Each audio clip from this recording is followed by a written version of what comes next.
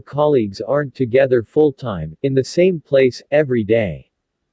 If you're deciding whether to bring someone on board, the decision is binary. Ken Kesey was right, you're either on the bus or off the bus. Cash is not king. For people to be fully committed, they should be properly compensated. Whenever an entrepreneur asks me to invest in his company, I ask him how much he intends to pay himself. A company does better the less it pays the CEO. That's one of the single clearest patterns I've noticed from investing in hundreds of startups. In no case should a CEO of an early-stage venture-backed startup receive more than $150,000 per year in salary.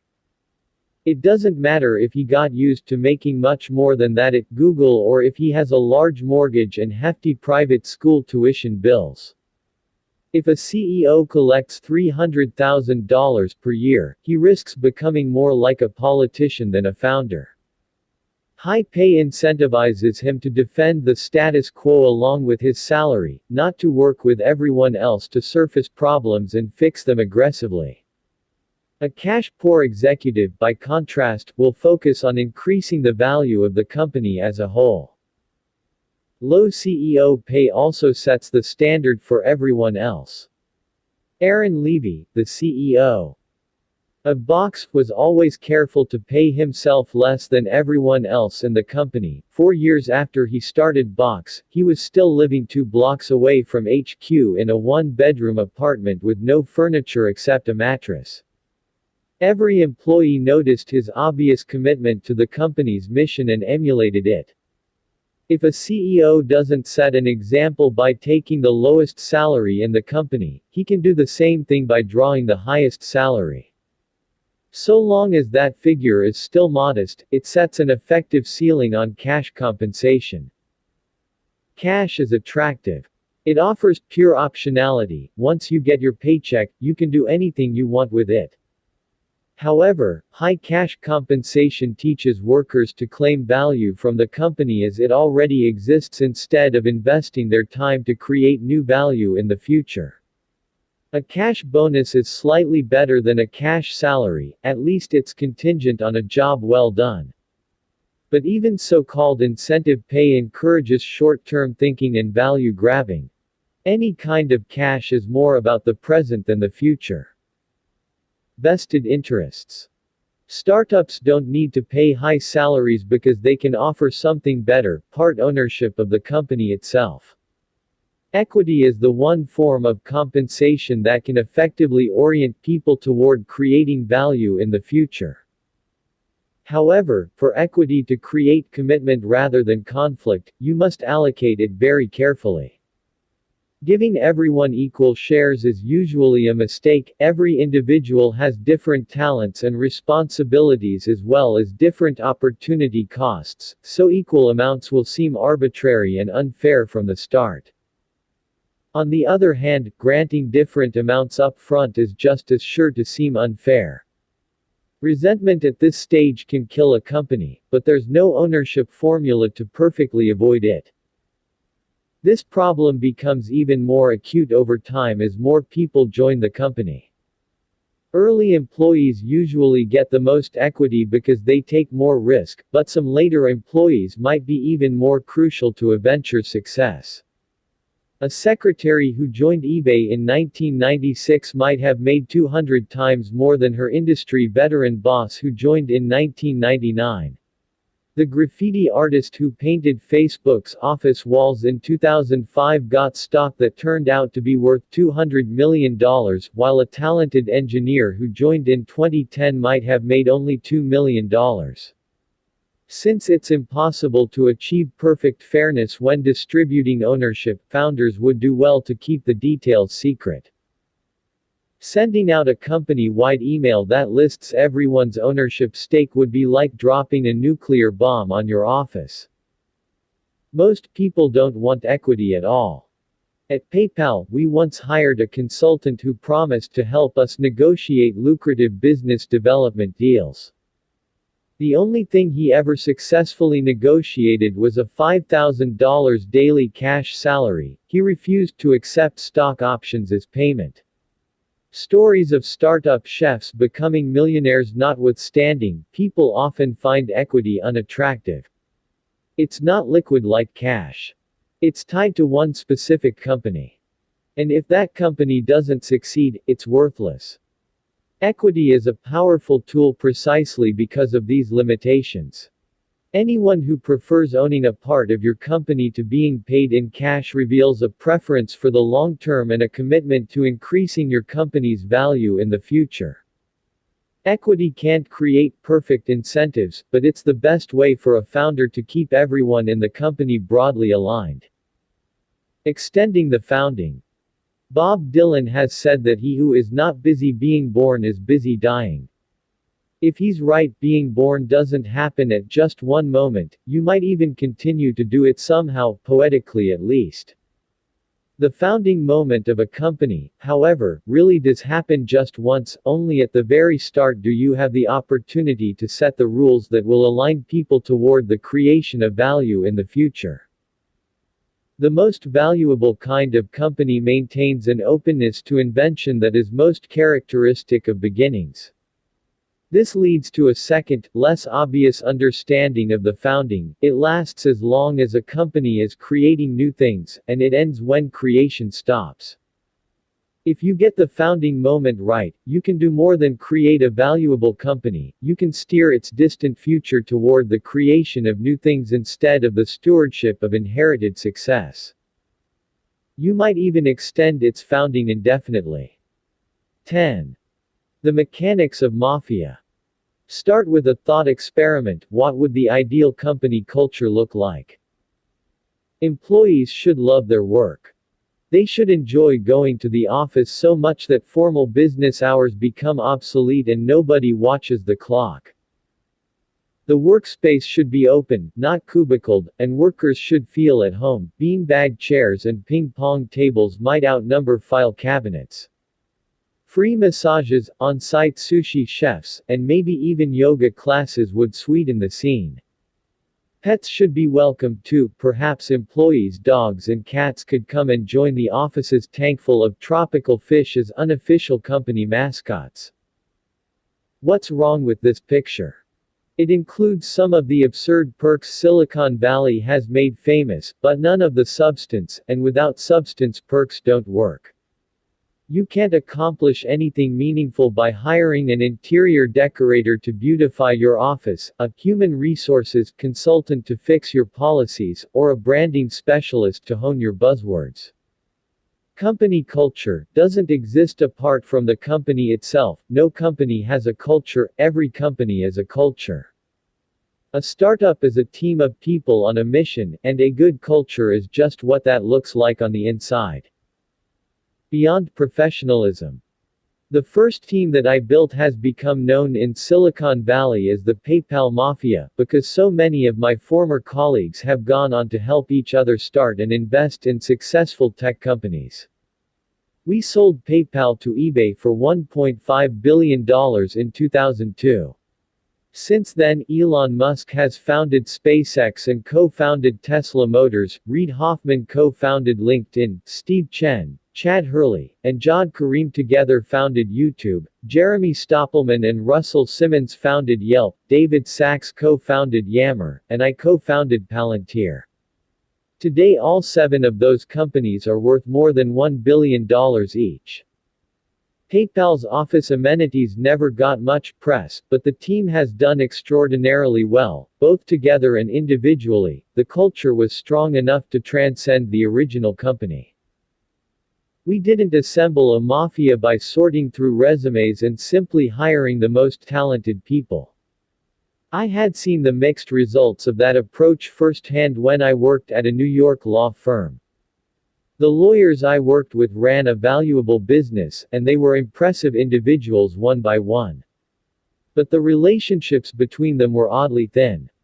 They spent all day together, but few of them seemed to have much to say to each other outside the office.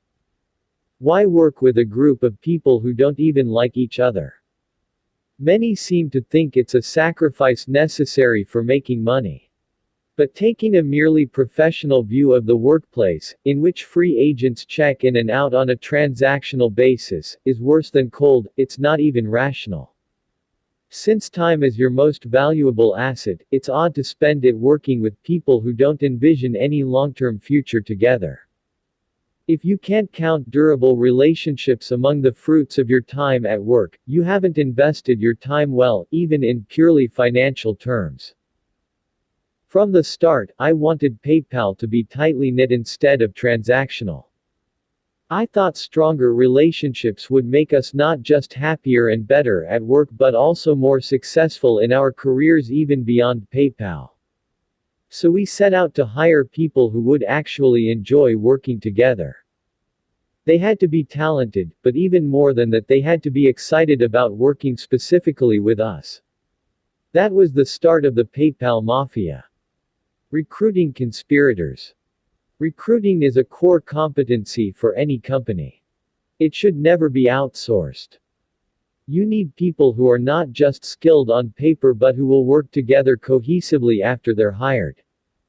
The first 4 or 5 might be attracted by large equity stakes or high-profile responsibilities. More important than those obvious offerings is your answer to this question: why should the 20th employee join your company? Talented people don't need to work for you, they have plenty of options. You should ask yourself a more pointed version of the question: why would someone join your company as its 20th engineer when she could go work at Google for more money and more prestige? Here are some bad answers: your stock options will be worth more here than elsewhere. You'll get to work with the smartest people in the world. You can help solve the world's most challenging problems. What's wrong with valuable stock, smart people, or pressing problems? Nothing, but every company makes these same claims, so they won't help you stand out. General and undifferentiated pitches don't say anything about why a recruit should join your company instead of many others. The only good answers are specific to your company, so you won't find them in this book. But there are 2 general kinds of good answers: answers about your mission and answers about your team. You'll attract the employees you need if you can explain why your mission is compelling, not why it's important in general, but why you're doing something important that no one else is going to get done. That's the only thing that can make its importance unique. At PayPal, if you were excited by the idea of creating a new digital currency to replace the US dollar, we wanted to talk to you; if not, you weren't the right fit. However, even a great mission is not enough. The kind of recruit who would be most engaged as an employee will also wonder, are these the kind of people I want to work with? You should be able to explain why your company is a unique match for him personally. And if you can't do that, he's probably not the right match. Above all, don't fight the perk war. Anybody who would be more powerfully swayed by free laundry pickup or pet daycare would be a bad addition to your team. Just cover the basics like health insurance and then promise what no others can: the opportunity to do irreplaceable work on a unique problem alongside great people. You probably can't be the Google of 2014 in terms of compensation or perks, but you can be like the Google of 1999 if you already have good answers about your mission and team. What's under Silicon Valley's hoodies? From the outside, everyone in your company should be different in the same way. Unlike people on the East Coast, who all wear the same skinny jeans or pinstripe suits depending on their industry, young people in Mountain View and Palo Alto go to work wearing t-shirts. It's a cliché that tech workers don't care about what they wear, but if you look closely at those t-shirts, you'll see the logos of the wearers companies, and tech workers care about those very much. What makes a startup employee instantly distinguishable to outsiders is the branded t-shirt or hoodie that makes him look the same as his coworkers. The startup uniform encapsulates a simple but essential principle: everyone at your company should be different in the same way, a tribe of like-minded people fiercely devoted to the company's mission. Max Levchin, my co-founder at PayPal, says that startups should make their early staff as personally similar as possible. Startups have limited resources and small teams. They must work quickly and efficiently in order to survive, and that's easier to do when everyone shares an understanding of the world. The early PayPal team worked well together because we were all the same kind of nerd. We all loved science fiction, Cryptonomicon was required reading, and we preferred the capitalist Star Wars to the communist Star Trek.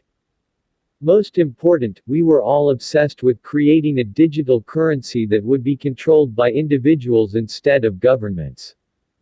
For the company to work, it didn't matter what people looked like or which country they came from, but we needed every new hire to be equally obsessed. Do one thing. On the inside, every individual should be sharply distinguished by her work. When assigning responsibilities to employees in a startup, you could start by treating it as a simple optimization problem to efficiently match talents with tasks.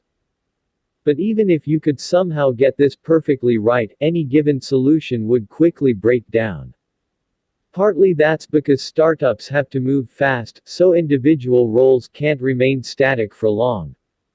But it's also because job assignments aren't just about the relationships between workers and tasks, they're also about relationships between employees. The best thing I did as a manager at PayPal was to make every person in the company responsible for doing just one thing. Every employee's one thing was unique, and everyone knew I would evaluate him only on that one thing.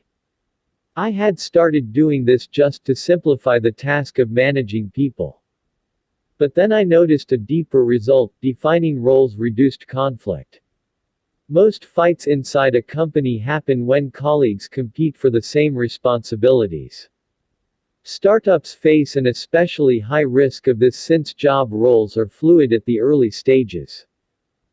Eliminating competition makes it easier for everyone to build the kinds of long-term relationships that transcend mere professionalism. More than that, internal peace is what enables a startup to survive at all. When a startup fails, we often imagine it succumbing to predatory rivals in a competitive ecosystem. But every company is also its own ecosystem, and factional strife makes it vulnerable to outside threats. Internal conflict is like an autoimmune disease: the technical cause of death may be pneumonia, but the real cause remains hidden from plain view. Of cults and consultants. In the most intense kind of organization, members hang out only with other members. They ignore their families and abandon the outside world. In exchange, they experience strong feelings of belonging, and maybe get access to esoteric truths denied to ordinary people. We have a word for such organizations: cults. Cultures of total dedication look crazy from the outside, partly because the most notorious cults were homicidal. Jim Jones and Charles Manson did not make good exits. But entrepreneurs should take cultures of extreme dedication seriously. Is a lukewarm attitude to one's work a sign of mental health? Is a merely professional attitude the only sane approach? The extreme opposite of a cult is a consulting firm like Accenture. Not only does it lack a distinctive mission of its own, but individual consultants are regularly dropping in and out of companies to which they have no long-term connection whatsoever. Every company culture can be plotted on a linear spectrum. The best startups might be considered slightly less extreme kinds of cults. The biggest difference is that cults tend to be fanatically wrong about something important. People at a successful startup are fanatically right about something those outside it have missed. You're not going to learn those kinds of secrets from consultants, and you don't need to worry if your company doesn't make sense to conventional professionals. Better to be called a cult, or even a mafia. 11. If you build it, will they come? Even though sales is everywhere, most people underrate its importance. Silicon Valley underrates it more than most. The geek classic The Hitchhiker's Guide to the Galaxy even explains the founding of our planet as a reaction against salesmen. When an imminent catastrophe requires the evacuation of humanity's original home, the population escapes on 3 giant ships. The thinkers, leaders, and achievers take the A ship, the salespeople and consultants get the B ship, and the workers and artisans take the C ship. The B ship leaves first, and all its passengers rejoice vainly. But the salespeople don't realize they are caught in a ruse. The A ship and C ship people had always thought that the B ship people were useless, so they conspired to get rid of them. And it was the B ship that landed on Earth. Distribution may not matter in fictional worlds, but it matters in ours. We underestimate the importance of distribution, a catch-all term for everything it takes to sell a product, because we share the same bias the A ship and C ship people had. Salespeople and other middlemen supposedly get in the way, and distribution should flow magically from the creation of a good product. The field of dreams conceit is especially popular in Silicon Valley, where engineers are biased toward building cool stuff rather than selling it. But customers will not come just because you build it. You have to make that happen, and it's harder than it looks. Nerds versus salesmen. The U.S. advertising industry collects annual revenues of $150 billion and employs more than 600,000 people. At $450 billion annually, the U.S. sales industry is even bigger. When they hear that 3.2 million Americans work in sales, seasoned executives will suspect the number is low, but engineers may sigh in bewilderment. What could that many salespeople possibly be doing? In Silicon Valley, nerds are skeptical of advertising, marketing, and sales because they seem superficial and irrational. But advertising matters because it works. It works on nerds, and it works on you.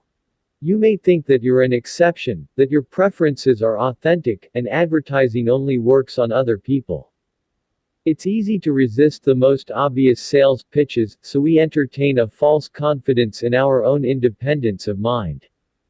But advertising doesn't exist to make you buy a product right away, it exists to embed subtle impressions that will drive sales later. Anyone who can't acknowledge its likely effect on himself is doubly deceived. Nerds are used to transparency.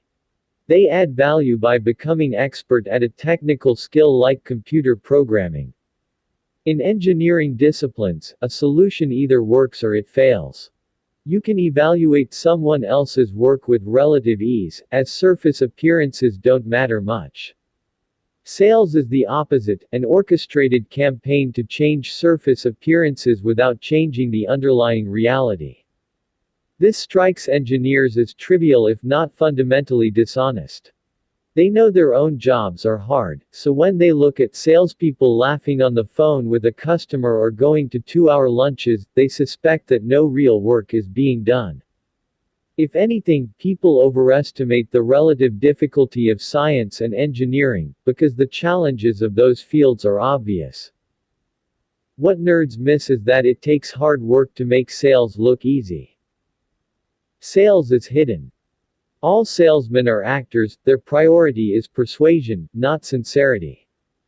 That's why the word salesman can be a slur and the used car dealer is our archetype of shadiness.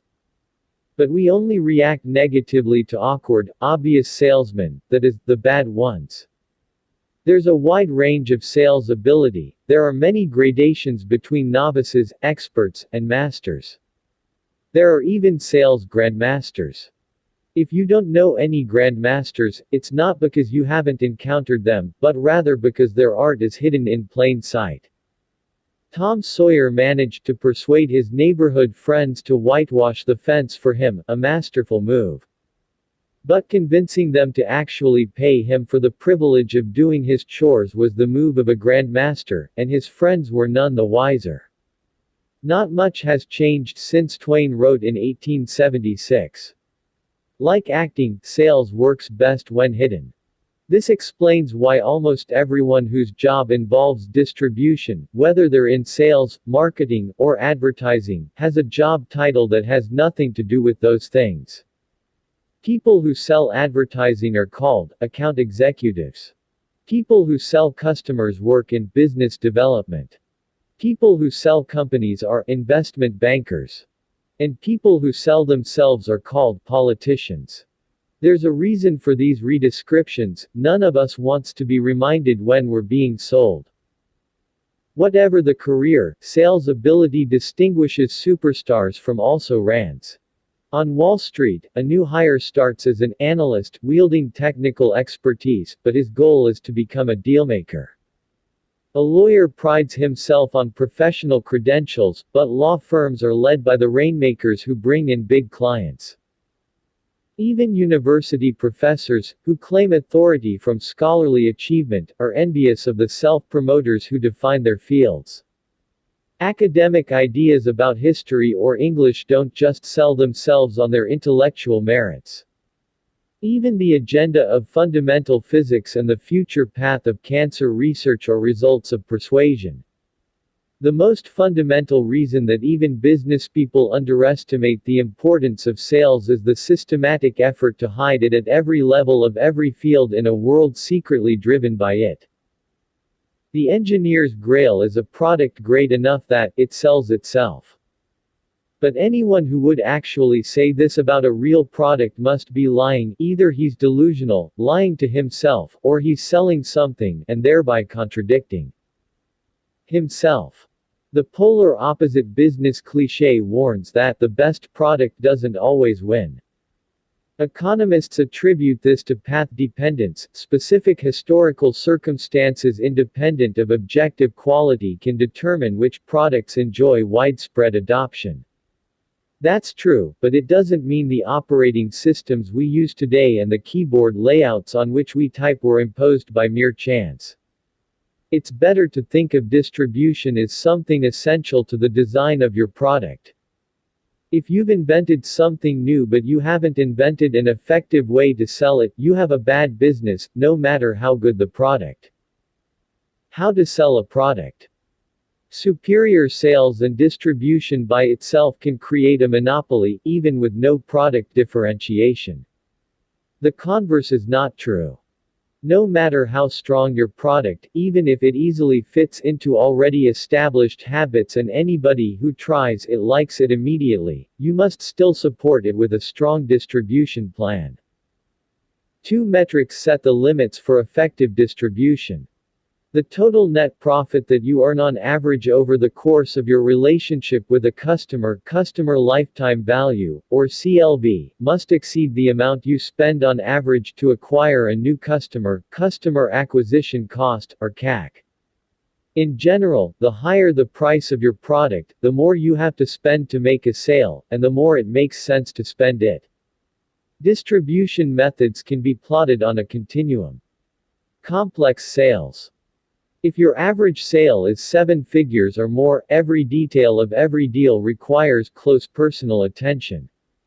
It might take months to develop the right relationships.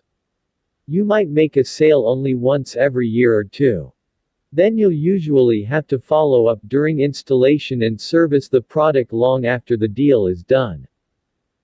It's hard to do, but this kind of complex sales is the only way to sell some of the most valuable products.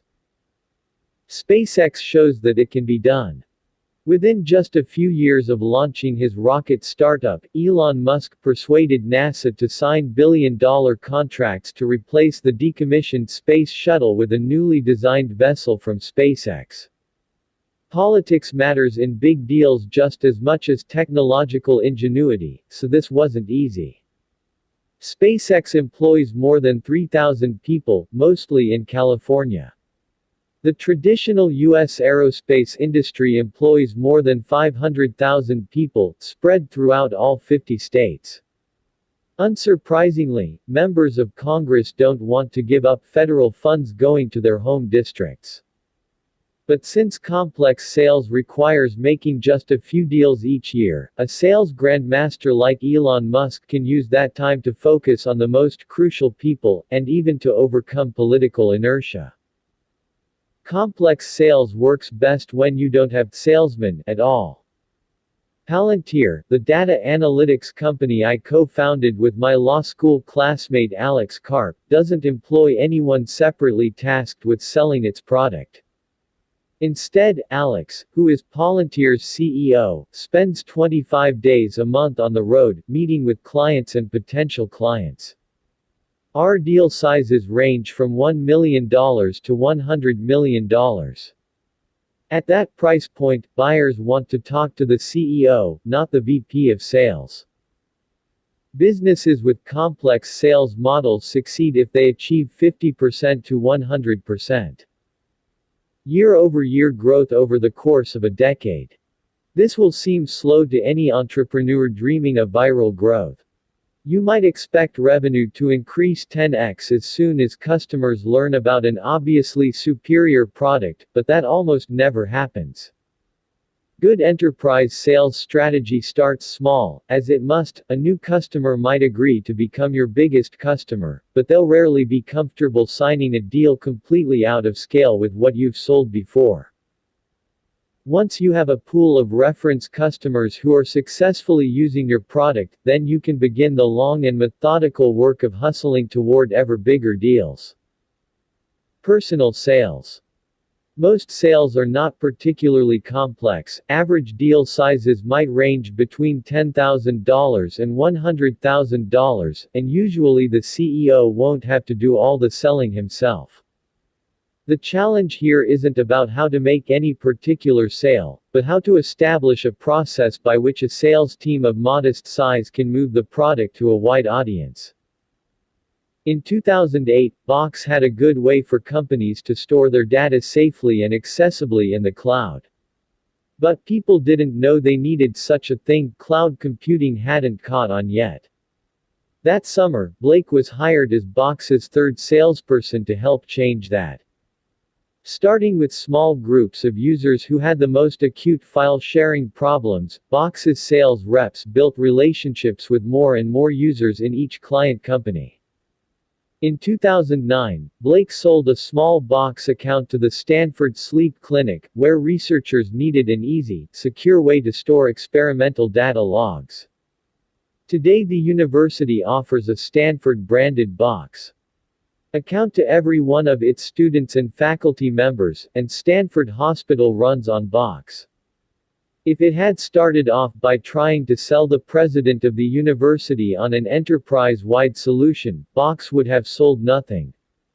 A complex sales approach would have made Box a forgotten startup failure. Instead, personal sales made it a multi-billion-dollar business.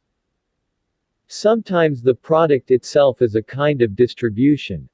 ZocDoc is a founders fund portfolio company that helps people find and book medical appointments online. The company charges doctors a few $100s per month to be included in its network. With an average deal size of just a few $1,000s, ZocDoc needs lots of salespeople, so many that they have an internal recruiting team to do nothing but hire more. But making personal sales to doctors doesn't just bring in revenue. By adding doctors to the network, salespeople make the product more valuable to consumers, and more consumer users increases its appeal to doctors. More than 5 million people already use the service each month, and if it can continue to scale its network to include a majority of practitioners, it will become a fundamental utility for the U.S. healthcare industry. Distribution doldrums. In between personal sales, salespeople obviously required, and traditional advertising, no salespeople required, there is a dead zone. Suppose you create a software service that helps convenience store owners track their inventory and manage ordering. For a product priced around $1,000, there might be no good distribution channel to reach the small businesses that might buy it. Even if you have a clear value proposition, how do you get people to hear it? Advertising would either be too broad, there's no TV channel that only convenience store owners watch, or too inefficient, on its own. An ad in convenience store news probably won't convince any owner to part with $1,000 a year. The product needs a personal sales effort, but at that price point, you simply don't have the resources to send an actual person to talk to every prospective customer. This is why so many small and medium-sized businesses don't use tools that bigger firms take for granted. It's not that small business proprietors are unusually backward or that good tools don't exist, distribution is the hidden bottleneck. Marketing and advertising. Marketing and advertising work for relatively low-priced products that have mass appeal but lack any method of viral distribution. Procter & Gamble can't afford to pay salespeople to go door-to-door selling laundry detergent.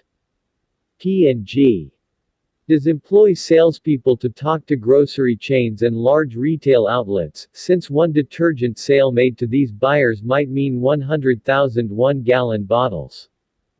To reach its end user, a packaged goods company has to produce television commercials, print coupons in newspapers, and design its product boxes to attract attention. Advertising can work for startups, too, but only when your customer acquisition costs and customer lifetime value make every other distribution channel uneconomical.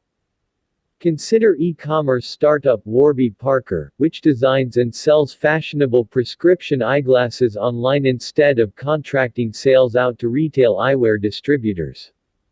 Each pair starts at around $100, so assuming the average customer buys a few pairs in her lifetime, the company's CLV is a few $100s. That's too little to justify personal attention on every transaction, but at the other extreme, $100 physical products don't exactly go viral. By running advertisements and creating quirky TV commercials, Warby is able to get its better, less expensive offerings in front of millions of eyeglass-wearing customers. The company states plainly on its website that TV is a great big megaphone, and when you can only afford to spend dozens of dollars acquiring a new customer, you need the biggest megaphone you can find. Every entrepreneur envies a recognizable ad campaign, but startups should resist the temptation to compete with bigger companies in the endless contest to put on the most memorable TV spots or the most elaborate PR stunts. I know this from experience. At PayPal we hired James Doohan, who played Scotty on Star Trek, to be our official spokesman. When we released our first software for the Palmpalot, we invited journalists to an event where they could hear James recite this immortal line, "I've been beaming people up my whole career, but this is the first time I've ever been able to beam money." It flopped. The few who actually came to cover the event weren't impressed. We were all nerds, so we had thought Scotty the chief engineer could speak with more authority than, say, Captain Kirk. Just like a salesman, Kirk was always showboating out in some exotic locale and leaving it up to the engineers to bail him out of his own mistakes. We were wrong. When Priceline.com cast William Shatner, the actor who played Kirk, in a famous series of TV spots, it worked for them. But by then Priceline was a major player. No early-stage startup can match big companies' advertising budgets. Captain Kirk truly is in a league of his own. Viral marketing. A product is viral if its core functionality encourages users to invite their friends to become users too. This is how Facebook and PayPal both grew quickly. Every time someone shares with a friend or makes a payment, they naturally invite more and more people into the network. This isn't just cheap, it's fast, too. If every new user leads to more than one additional user, you can achieve a chain reaction of exponential growth. The ideal viral loop should be as quick and frictionless as possible.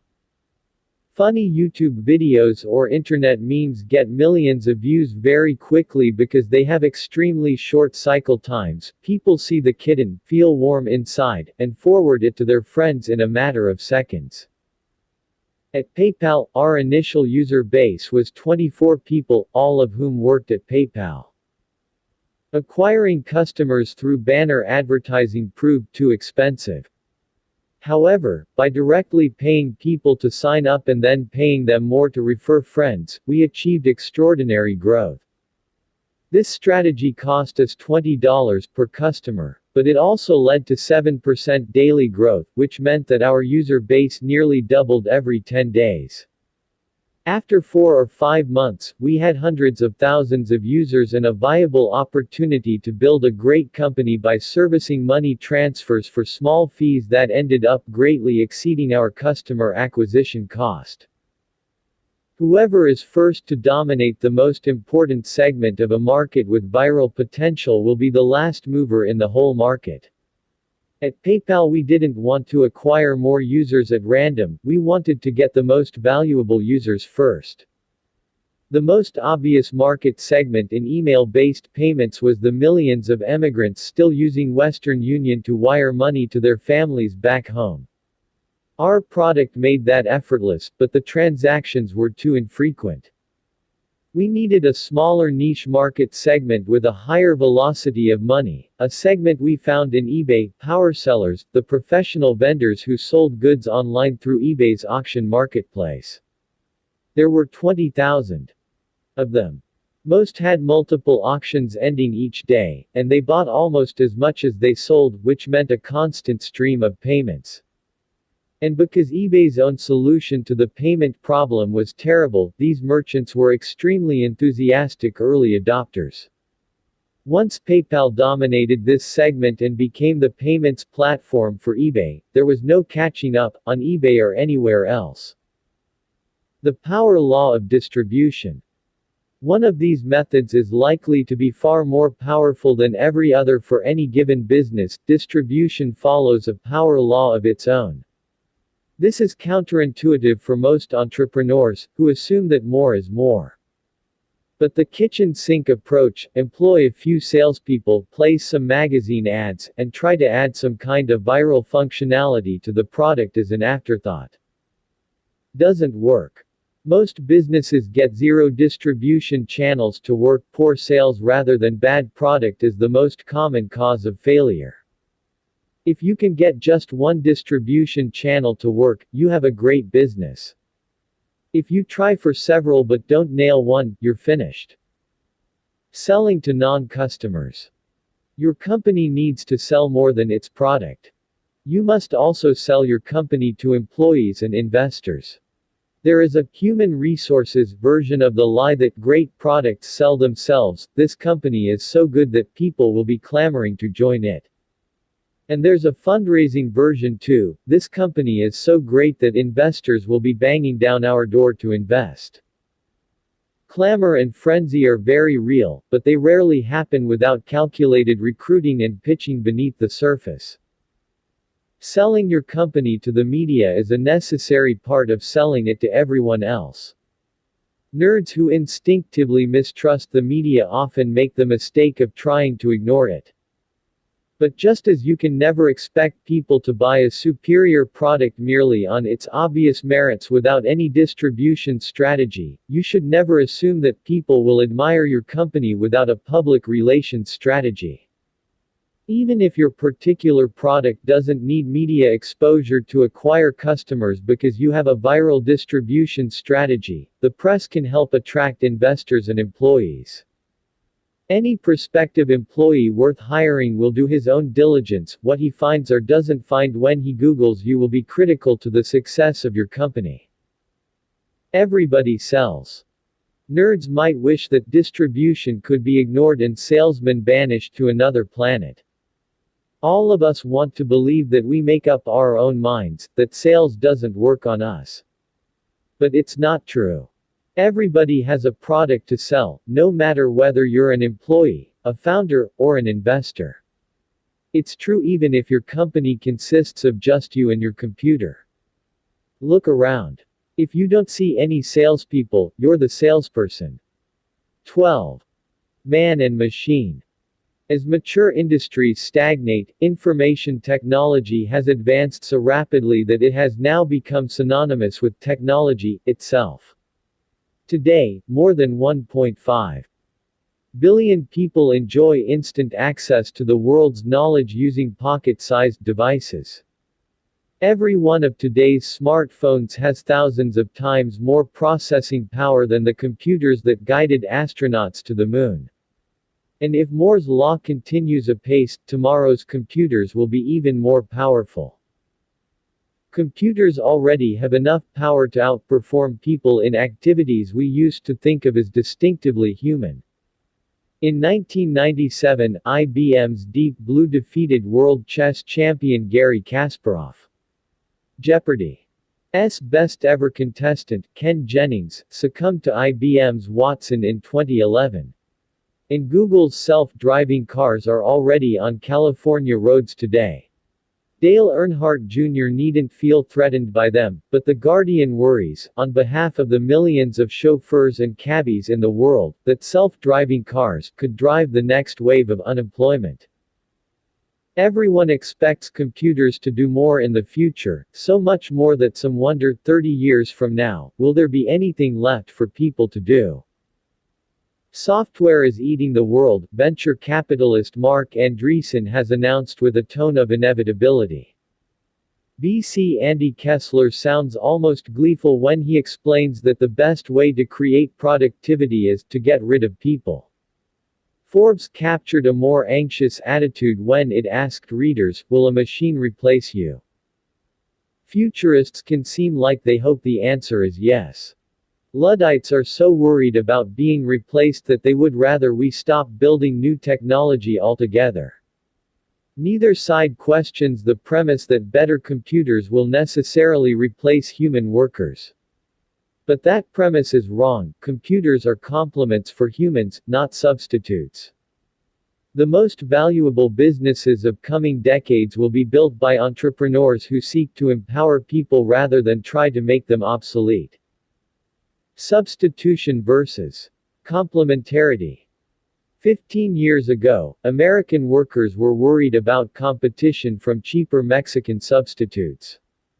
And that made sense, because humans really can substitute for each other.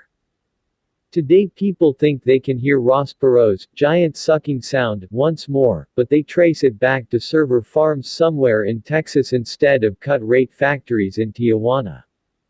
Americans fear technology in the near future because they see it as a replay of the globalization of the near past.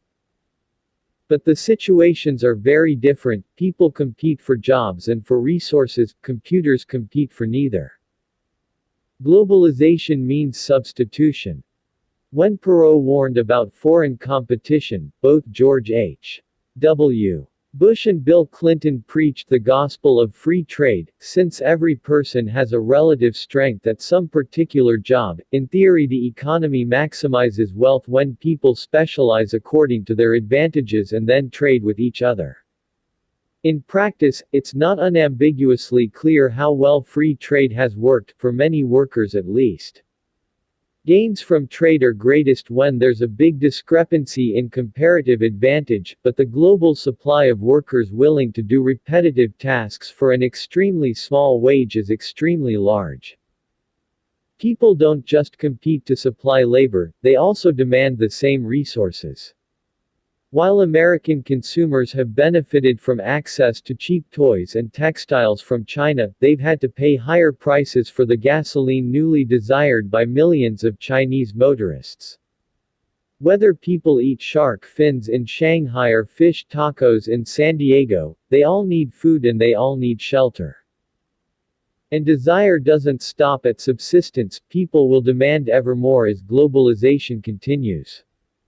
Now that millions of Chinese peasants can finally enjoy a secure supply of basic calories, they want more of them to come from pork instead of just grain. The convergence of desire is even more obvious at the top. All oligarchs have the same taste in crystal, from Petersburg to Pyongyang. Technology means complementarity. Now think about the prospect of competition from computers instead of competition from human workers. On the supply side, computers are far more different from people than any two people are different from each other. Men and machines are good at fundamentally different things. People have intentionality, we form plans and make decisions in complicated situations. We're less good at making sense of enormous amounts of data. Computers are exactly the opposite, they excel at efficient data processing, but they struggle to make basic judgments that would be simple for any human. To understand the scale of this variance, consider another of Google's computer for human substitution projects. In 2012, one of their supercomputers made headlines when, after scanning 10 million thumbnails of YouTube videos, it learned to identify a cat with 75% accuracy. That seems impressive, until you remember that an average 4-year-old can do it flawlessly. When a cheap laptop beats the smartest mathematicians at some tasks, but even a supercomputer with 16,000 CPUs can't beat a child at others, you can tell that humans and computers are not just more or less powerful than each other. They're categorically different. The stark differences between man and machine mean that gains from working with computers are much higher than gains from trade with other people. We don't trade with computers any more than we trade with livestock or lamps. And that's the point, computers are tools, not rivals. The differences are even deeper on the demand side. Unlike people in industrializing countries, computers don't yearn for more luxurious foods or beachfront villas in Cape Ferret. All they require is a nominal amount of electricity, which they're not even smart enough to want. When we design new computer technology to help solve problems, we get all the efficiency gains of a hyper-specialized trading partner without having to compete with it for resources. Properly understood, technology is the one way for us to escape competition in a globalizing world. As computers become more and more powerful, they won't be substitutes for humans, they'll be complements. Complementary businesses. Complementarity between computers and humans isn't just a macro-scale fact.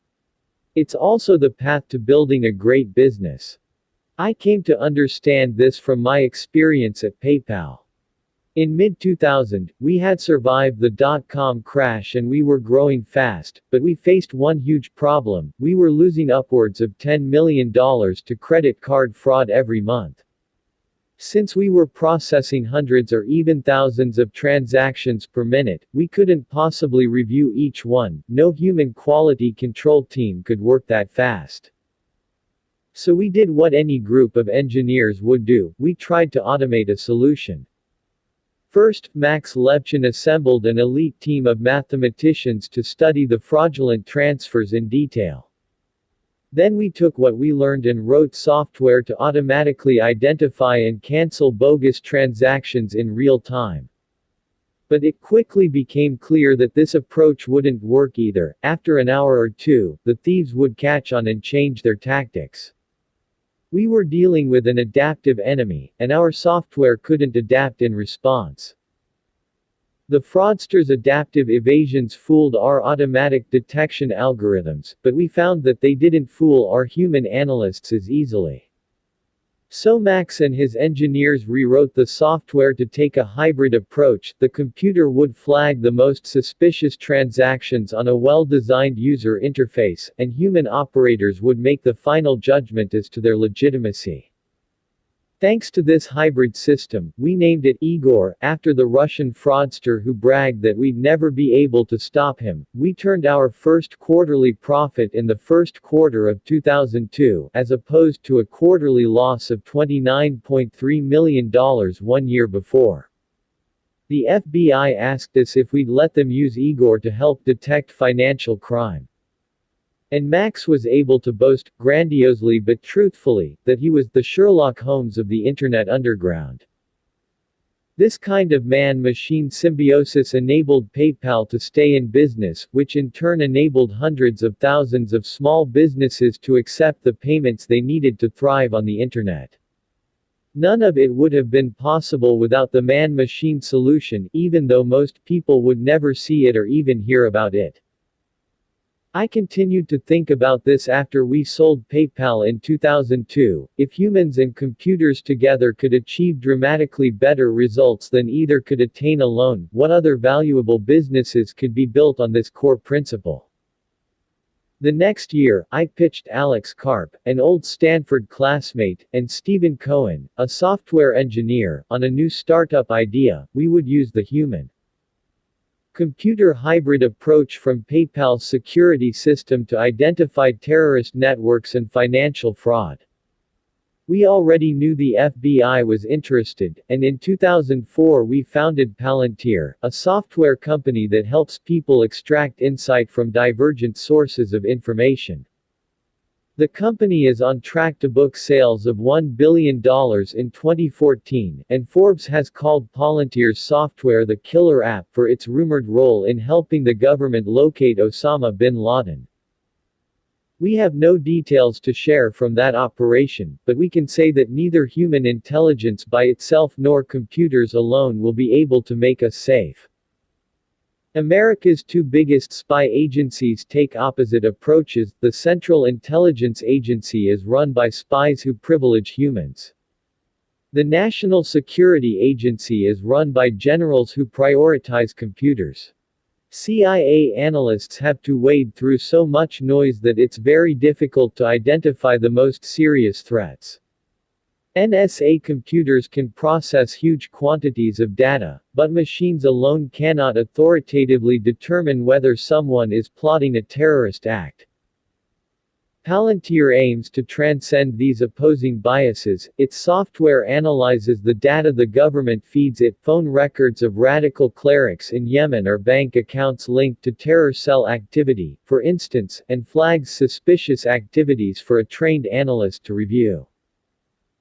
In addition to helping find terrorists, analysts using Palantir's software have been able to predict where insurgents plant IEDs in Afghanistan, prosecute high-profile insider trading cases, take down the largest child pornography ring in the world, support the Centers for Disease Control and Prevention in fighting foodborne disease outbreaks, and save both commercial banks and the government hundreds of millions of dollars annually through advanced fraud detection.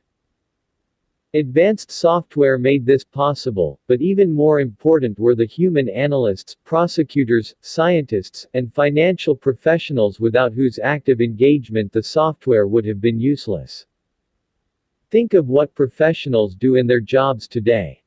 Lawyers must be able to articulate solutions to thorny problems in several different ways. The pitch changes depending on whether you're talking to a client, opposing counsel, or a judge. Doctors need to marry clinical understanding with an ability to communicate it to non-expert patients.